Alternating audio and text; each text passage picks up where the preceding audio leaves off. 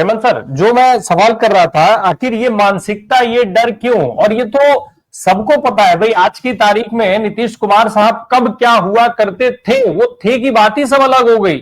आज की तारीख में क्या है वो तो दिख रहा है। पिछले 20 साल से आप किसकी गोद में बैठ के सत्ता में हैं, सत्ता के लिए आप कब क्या क्या कर देते हैं, और नाम आपको चाहिए कर्पूरी ठाकुर का। क्यों? जी हेमंत सर। धन्यवाद। जो यात्रा चल रही है राहुल गांधी की, इस यात्रा ने एक तरह से सरकार के मन में बहुत बड़ा खौफ पैदा कर दिया है। सरकार डरी हुई है, सहमी हुई है, और इसलिए सरकार और सरकारी दल के जो लोग हैं वो इसको लेकर के अलग अलग तरह की बातें कर रहे हैं। सबसे पहली बात तो ये है कि जो एजेंडा अपने सामने सबसे बड़ा एजेंडा है वो है SIR का। उसने एक तरह से पूरे देश के सामने ये खुलासा कर दिया कि SIR इस देश में किस तरह से बिहार में उसका प्रयोग शुरू हुआ है, और वह उस प्रयोग के निशाने पर सबसे ज़्यादा दलित, आदिवासी, पिछड़ा, अति पिछड़ा, पसमानदा ये लोग हैं। और ये साबित हो गया है। 65 लाख लोगों की जब लिस्ट आई है तो सब जगह मरे हुए लोगों में, विस्थापित लोगों में, स्थानांतरित लोगों में, डबल वोटर के नाम पर, लापता लोगों के नाम पर जिस तरह से वोटर हैं सामने में हैं, ऐसे लोगों के नाम आ रहे हैं। वो लोग बूथ पर खड़े होकर के, BBC ने रिपोर्ट अभी दिखाई है कल ही, उसके और बहुत सारे लोग आए हैं। आरा में आकर के, पटना, दिल्ली के लोग रिपोर्ट कर रहे हैं कि जाकर के घरों घरों में जाकर के लोग दिखा रहे हैं कि मैं जिंदा हूँ, मेरा ये देखिए, इस कटे हुए जिसमें लिस्ट में नाम डाला हुआ है कि मर गए हैं, मैं महिलाएं हैं, पुरुष हैं।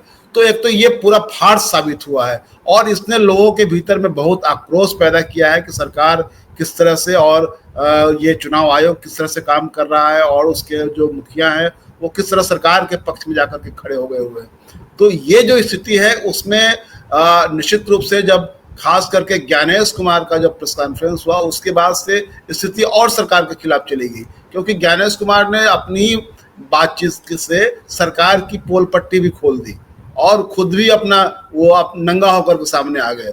तो जो इसी परिप्रेक्ष्य में जो वोटर अधिकार यात्रा निकली हुई है, ये अधिकार यात्रा, इसको आप, ये कोई रूटीन यात्रा नहीं है। मैं समझता हूँ कि विपक्ष को या राजनीति में जिसको भी काम करना है, कोई भी पॉलिटिकल फोर्स हो, उसको जनता के बीच में दिखाई देना चाहिए।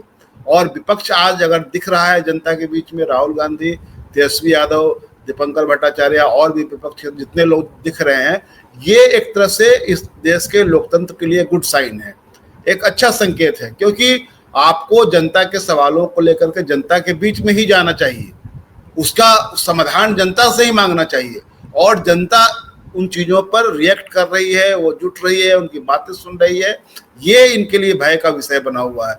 इसीलिए प्रशासन और उनके नेता, मंत्री, विधायक इस तरह से कार्रवाई कर रहे हैं कि कहीं पर जगह नहीं दे रहे हैं। शुरुआत में ही सासाराम में जिस तरह का बितंडा खड़ा किया गया, वहाँ हेलीकॉप्टर उतरने को लेकर के लगातार ये नानुकुर करता रहा प्रशासन, उसके बाद आगे।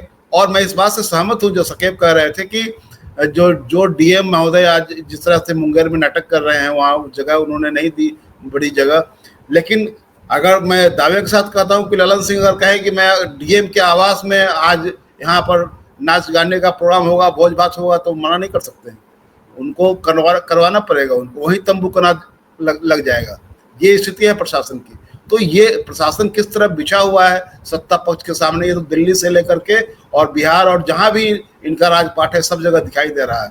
तो ये जो वोटर अधिकार यात्रा का जो असर है, जो उससे जो नैरेटिव बिल्डअप हो रहा है, वो इनके खिलाफ जा रहा है, और इनको इसमें अपने बचाव में कुछ कहने के बदले में इस तरह का फॉल्स नैरेटिव लेकर के कि जननायक क्यों आपने अपने नाम के, राहुल गांधी ने, मुझे नहीं लगता है कि मांग करके ये लगा लिया है, या उनकी पार्टी ने की ओर से लगाया गया है, उनका प्रचार टीम ने जो नैरेटिव खड़ा किया है, वो ये इसकी डिटेल जानकारी मुझे नहीं है।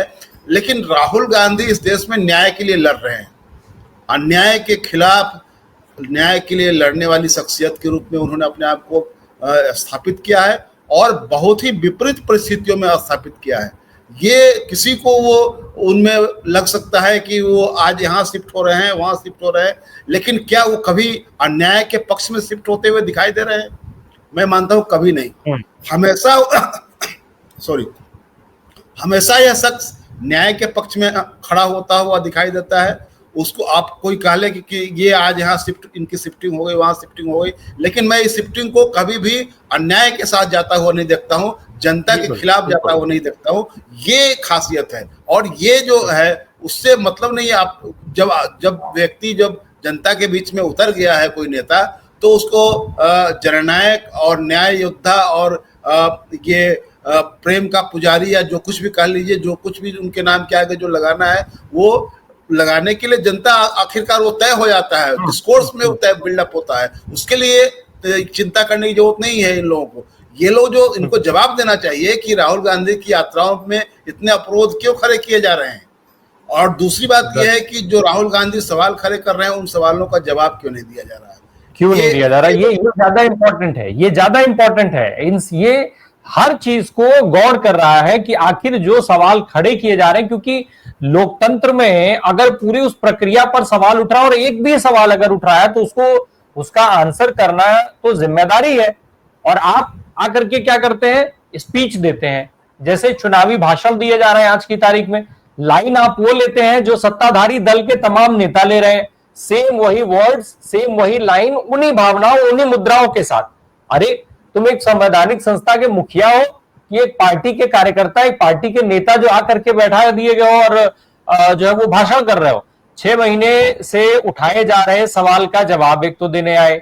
संडे का दिन चुना क्योंकि राहुल गांधी की यात्रा शुरू होनी थी, तेजस्वी यादव उस दिन सड़क पे उतर रहे थे और ये तय था भाई इनपुट, जाहिर सी बात है कि सत्ता के पास इनपुट हर चीज का होता है, तो इनपुट तो इनके पास भी आखिर सरकार के पास रहा होगा ना, कि जब राहुल गांधी और तेजस्वी यादव सड़क पर उतरेंगे तो सड़क कैसे भरेगी, कैसे जो है वो उनके पीछे लोग खड़े होंगे। और 9 जुलाई को उसका एक ट्रेलर ये लोग दिखा चुके हैं।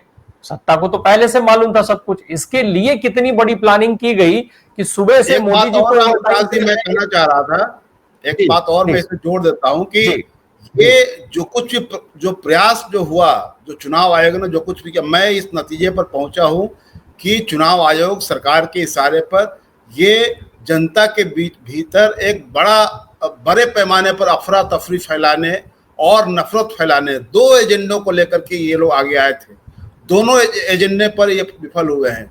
इनको ये लग रहा था कि हम एक ऐसा अफरा तफरी फैला देंगे कि लोग इसी में उलझ जाएंगे और दूसरा इसको हिंदू मुसलमान का नैरेटिव बना करके इसको हम अपने पॉलिटिकल एजेंडे के रूप में इसका इस्तेमाल कर ले जाएंगे। लेकिन दोनों पर इनको मार पड़ी है और सवाल उठ करके सामने आ गया हुआ है कि इतने बड़े पैमाने पर हमारे यहाँ बगहा, मोतिहारी और पिपरा जैसे 3 विधानसभा क्षेत्रों में 80,000 लोगों के फर्जी पते पर 80,000 लोगों के नाम दर्ज हुए। वाल्मीकि नगर में 5,000 उत्तर प्रदेश के लोगों का वोट बन गया। ये क्या हो रहा है? ये कौन सा पवित्रीकरण हो रहा था चुनाव आयोग के द्वारा SIR के नाम पर? ये वोटर लिस्ट का पूरे बिहार में इस तरह की घटनाएं हुई है। मरे हुए लोगों को जिंदा बताना, जिंदा लोगों को मार देना, ये सारी घटनाएं। तो इनका ये पूरा एजेंडा, इस एजेंडे का पूरा भंडाफोड़ हो गया हुआ है और इस पर लीपापोती करने के लिए तमाम तरह की कोशिशें कर रहे हैं। जी।